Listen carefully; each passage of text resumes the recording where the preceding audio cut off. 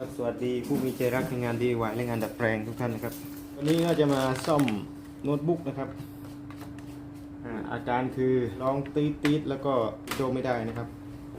อาการนี้ก็คือคีย์บอร์ดช็อตครับเปลี่ยนใหม่ก็หายครับอาการนี้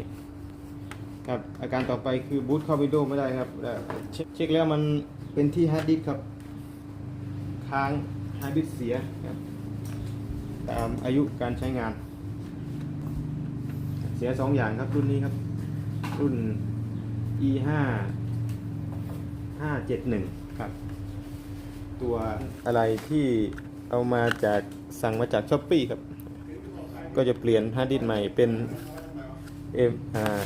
SSD นะครับแล้วก็ตัวคีย์บอร์ดก็จะเป็นคีย์บอร์ดของ Acer ครับใส่ได้หลายรุ่นครับตระกูล E ตระกูล V1เยอะครับก็สั่งมาตรงรุ่นครับโอเคครับเรามาเปลี่ยนกันเลยนะครับจะค่อนข้างละเอียดอ่อนหน่อยนะครับค่อยระวังเนื่องจากมันมีสายหลายเส้นครับสายสวิตช์ปิดเปิดแล้วก็สายทัชแพดแล้วก็มีสายคีย์บอร์ดนะครับก็จะทำความสะอาดก่อนนะครับก่อนที่จะเปลี่ยนฮาร์ดดิสก์นี่ก็จะเป็นฮาร์ดดิสก์นะครับแอบฮาร์ดดิสก์ก็มาทำการเปลี่ยนนะไม่ยากครับทำได้ด้วยตัวเองนะครับเป็นฮาร์ดดิสก์รุ่นเก่าครับอันนี้500กิกติดมากับตัวเครื่องอันนี้เราก็มาใส่ตัวฮาร์ดดิสก์ความเร็วนะ SSD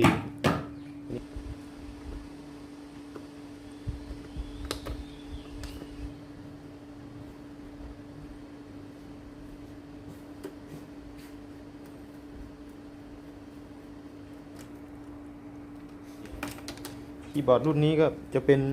แกะในครับไม่ได้แกะนอกครับแกะในก็คือรื้อทั้งเครื่องครับถ้าแกะนอกก็เปลี่ยน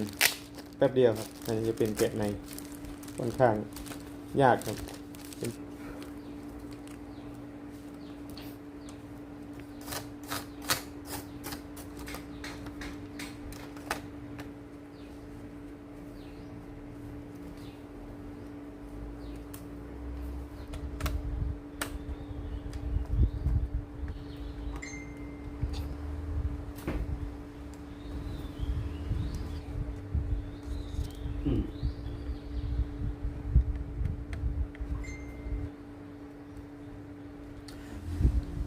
เก็บสายเททัชแพดนะครับเรียบร้อยมาประกอบเครื่องครับ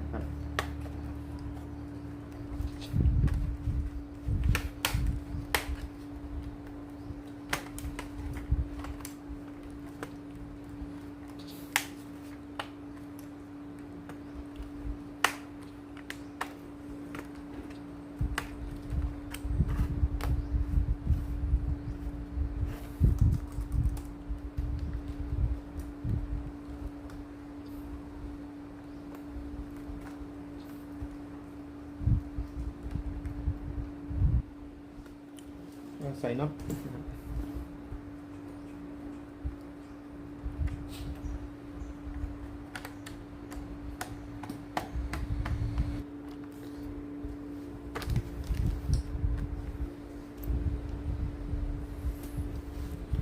โอเคก็ใช้ได้ครับเรียบร้อยครับเรียบร้อยนี่ก็มาเช็คเปิดเครื่องเข้าไปออดนะครับเช็คเมื่อกี้ได้เปลี่ยนฮาร์ดดิสก์ไปนะครับเป็น SSD ครับ240กิกแล้วก็คีย์บอร์ดตัวใหม่นะครับสามารถเข้าใช้งานได้ปกตินะครับ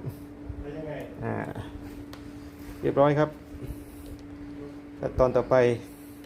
อาการนี้ก็ลักษณะนี้ก็คือพร้อมที่จะเอาไปลงโปรแกรมลงวิดีโอใหม่คิดถึงผู้ติดตามทุกคนอยู่ไม่ได้หายไปไหนครับเนื่องจากติดงานนะครับก็ฝากไว้ด้วยนะครับสำหรับช่องนะครับ